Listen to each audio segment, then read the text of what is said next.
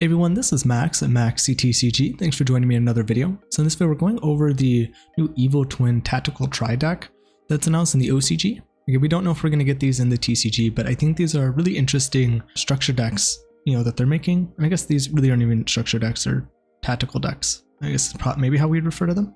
I think Yu-Gi-Oh kind of has an issue with its marketing, and I've kind of heard this brought up in a Team APS video about should Yu-Gi-Oh market itself as a really hard card game, because it is. It's overall a very difficult card game to learn, especially for new players. I think mostly due to the overwhelming amount of information it takes to be able to understand what's happening in a game. And that also understanding the rules and then understanding what's happening in a game are different. Like you might learn how to normal summon a monster, but you're not going to understand, what hidden information is when it comes to like hand traps and that someone could use something from their hand to stop you, or, things like that.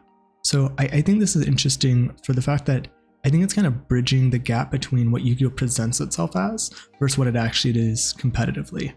A lot of people might go to a locals and they're like, oh cool, a structure deck, I can buy this and I can play in this tournament today.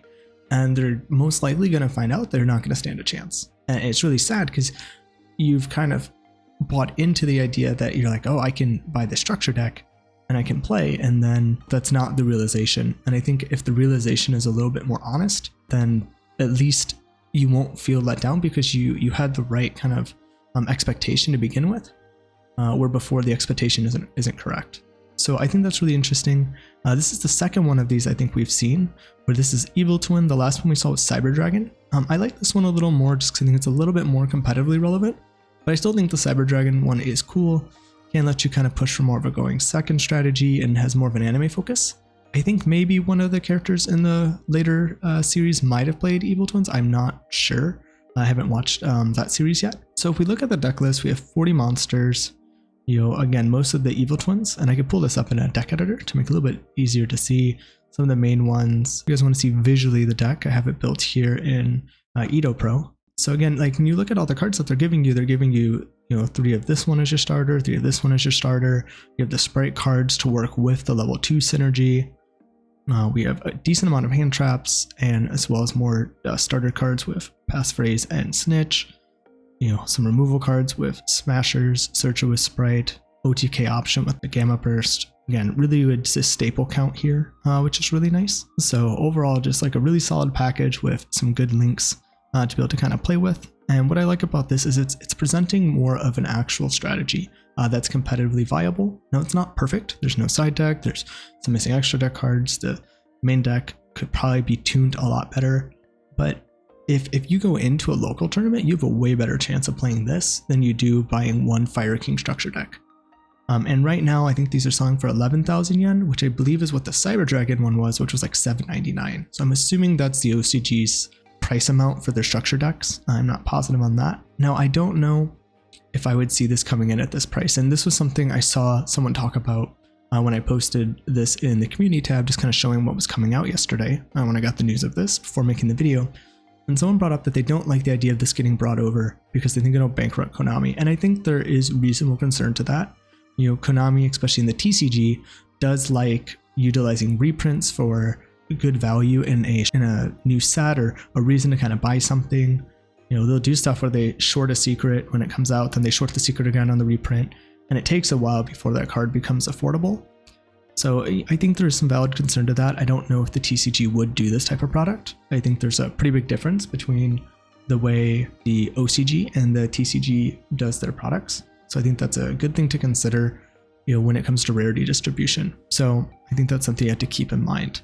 But when it does come to a lot of the stuff we have got in the TCG, we've had a lot of really good reprints with Rarity Collection 1 and now 2 coming out soon. So I think that's lowered a lot of the cost. And there are a few cards that are expensive in here, but I think a lot of that's just due to lack of reprints. Now, when it comes to selling this, I don't know if I would see the TCG packaging this as a like 1099 structure deck. I feel like they would probably up this as like tactical tournament deck. And that's what they would put this as. So that's kind of where I think I would see this kind of going up. It'd probably be the 20 to 30 range. But when you consider that buying a structure deck, you usually have to buy 3, you're usually in the 30 plus range anyway with tax and everything. So I kind of feel that if it's within that 10 to 30 range and you have a structure deck that you could actually play in, you know, I don't think it's too bad. Obviously, if it's $10.99 and you get all of this, that's great. But I really like kind of where this is going. I like the presentation that it's actually giving about how the game actually works. It's like, this is what you need to kind of have a chance at competing at a starting point. And I really like that. It gives you staples to use in other decks, which is really cool. So I think this is really helpful for that. Now, if we want to look at price-wise, we can pull that up. So what I did is I built the deck in EdoPro here. And then what I did is I went to YGO Pro deck. I went to decks and deck builder. And then I was able to just upload my YDK deck. And then there's an option to buy the deck. You can go through and it'll open it in TCG Player, and you can just like optimize your cart. Because a lot of times it comes in a little pricey because it wants to keep current printings. I just remove this, go to optimize. And then I was able to just optimize the cart, get everything I'm looking for. So right now it looks like we're at $125. Also, we would exclude shipping because ideally you're not paying for shipping. So you get everything in one package. So you're at like $113 for this deck. And when you look at the kind of card prices overall, we have Access Code Talker. That's getting a reprint in Rarity Collection 2, I believe. So that's probably going to be like 25 cents, like the super, you know, maybe $1 at the most. You know, EMP Meow Mine just came out, Phantom Nightmare. So that's like $1.50. You know, we have a lot of these Evil Twin cards that are like less than $1 each. They're pretty cheap. Some of the Sprite cards are a little pricey just due to reprint not having happened for them yet since they're from Power of the Elements. You know, IP Masquerena, a little bit pricey just to its use in the metagame with SP.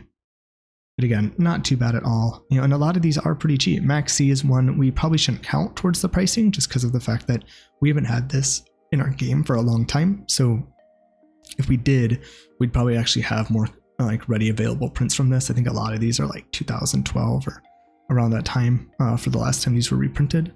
So, you know, that removes $30 there off the price of it. So we're under 100 if you don't want to count Maxi, you know. And then again, a lot of these are very cheap just due to so many reprints happening with a lot of these cards at this point.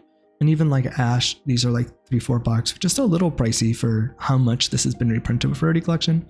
But again, a lot of these cards are quite cheap overall. And then again, Sprite Brew haven't been reprinted has kept this up a little higher. I think once we get reprints for these will be like $1 or $2. So again, some pretty interesting things here when it comes to just kind of looking at the price overall. I really don't think there's as much money sunken into this as it may seem, especially once you understand where the money is coming from for some of these cards.